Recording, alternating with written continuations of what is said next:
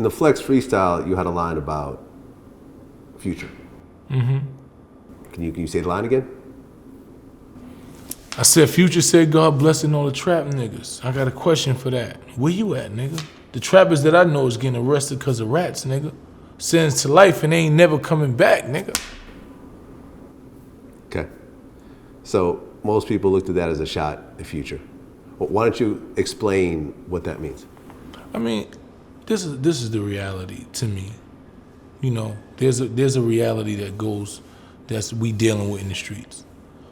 You know, and we dealing with poverty. People want more. People want the nice watch they see. They want the big car. They want the girl.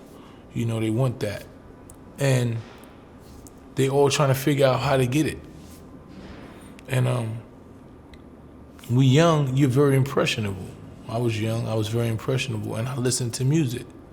I wanted to be like the drug dealer on the block. I wanted to be like Eric B. and Rakim with the big chains, you know what I'm saying?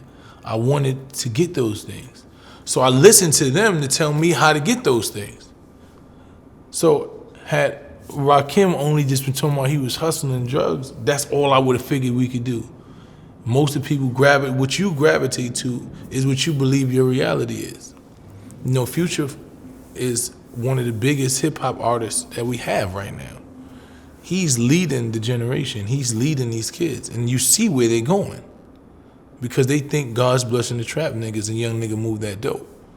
You know, and as much as I want to see any black man be successful and be able to attain all these things, because we all want nice stuff. We all want to be able to do stuff for our kids, but at what expense?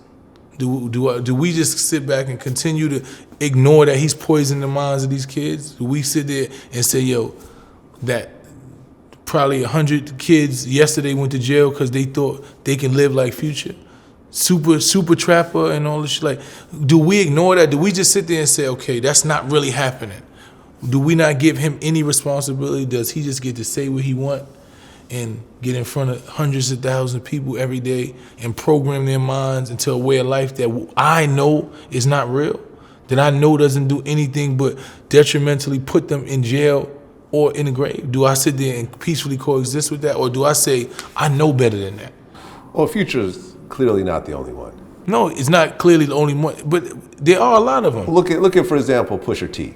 Yeah. Look at just the name Pusha No, but T. but what I'm trying to tell you, there's a difference. Who was on that song, Move That Dope, also. No, but what I'm trying to say is, exactly, but there's a difference, because there's a reality based in Pusha T's music that is missing from Future's music. Really? There is a reality of, when you listen to Pusha's music, he's giving you vivid details of what goes on the street. He's telling you how his best friends died. I know half of my mans ain't coming home no more. Like, he's telling you the truth. There is a element of that to where there are consequences.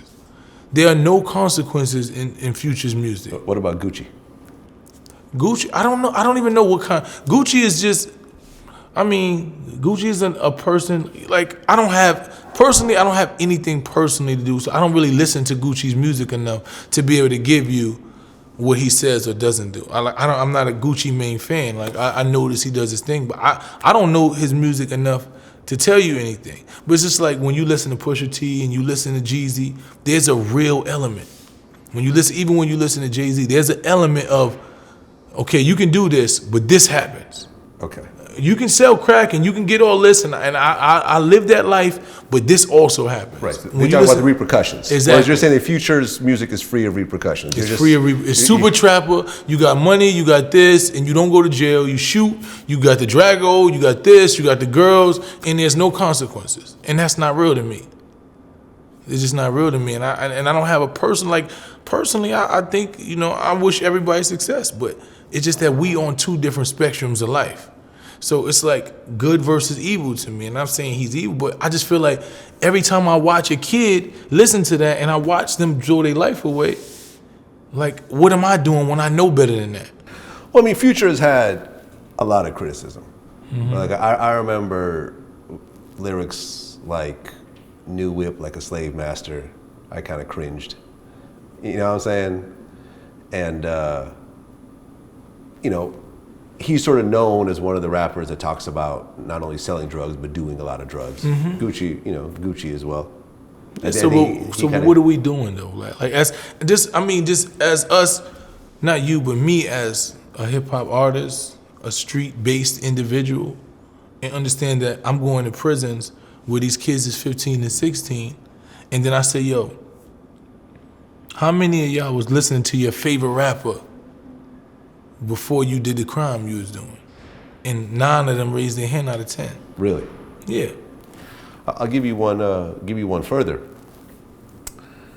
I interviewed Lil Bibby, and I asked him. So, if you think about all the people you know that you were close to that got killed, what percentage of them do you think were high at the time that they got killed? All of my homeboys is high all the time.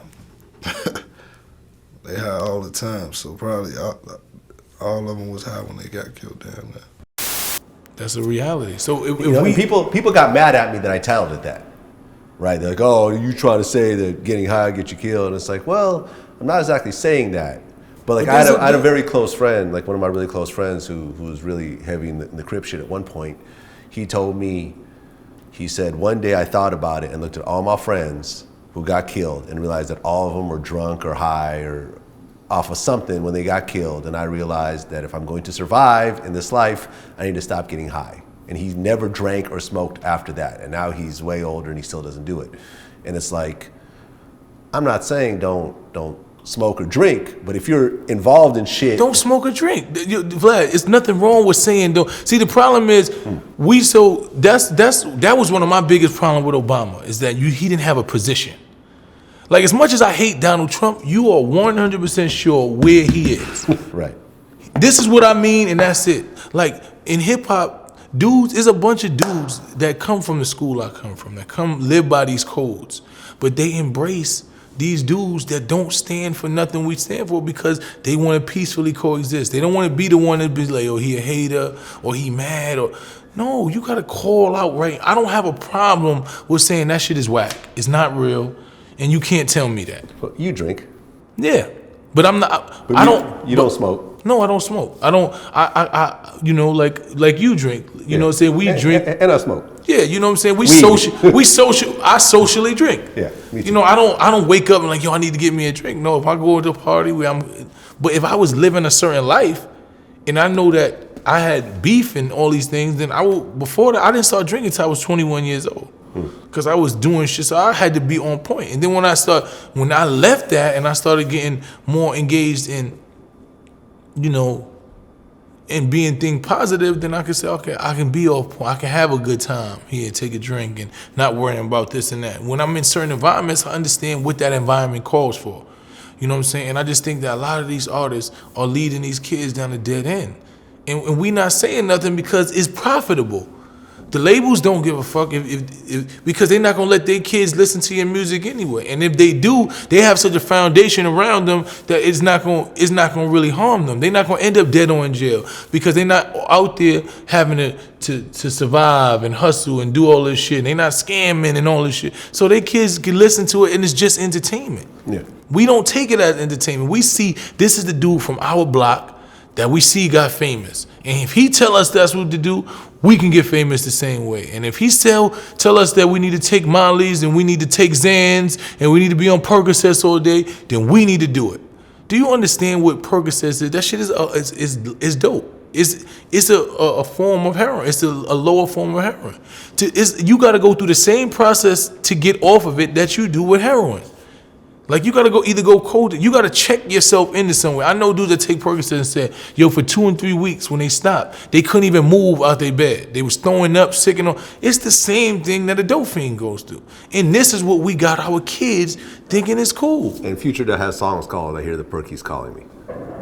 And then they tell you that he does interviews will say that he don't even sip lean or take perk. It's just, I'm just be lost. Like, what? I mean, when I interviewed Future last time, some years back, he looked pretty leaned out. What are we doing? You know what I'm saying? We not the same way you wouldn't have somebody that was high giving brain surgery to your kids. Why are you letting them preach to your kids? Why you letting them condition your kids to some shit that you know it ain't gonna get you nowhere? Why are we comfortable with that? Why is these G's, so-called G's in the industry, just co-signing everything because somebody's winning? Nah. Sometimes you gotta stay up on a limb and say, right, it's a difference between right and wrong. Well, do you think that maybe, and I'm not going to say this about anyone in particular, right? But do you think that a lot of these guys who do these types of lyrics aren't really involved in their kids' lives like that? I don't know. That you see what I'm saying? Where it's like when they're not really full-time fathers, when they just see their kids occasionally and so forth, they're not really involved in the day-to-day raising of their children. Mm-hmm. They don't really think of the effects that they have on children as a whole because they're not really full-time fathers? I think when you, like I was telling them earlier, once you get 30, you got to be accountable for you. I can deal with the kids. Like I can sit and listen to 21 Savage, and it's entertaining to me because he's a young kid. He don't really know much, but at some point his mind is going to evolve. Because I was 21 Savage at 21, so I get it. When he's talking like that, when my son comes to me and he's rhyming, he's saying all this shit, I get you growing. You still trying to find who you are, but at 30 something, now you intentionally just misleading people. You know, I can deal with ignorance, but I can't deal with somebody who knows better but chooses just not to do better. I don't deal with stupidity. Ignorance and stupidity is different. Ignorant means you don't know. Stupidity means you know, but you just choose not to do it.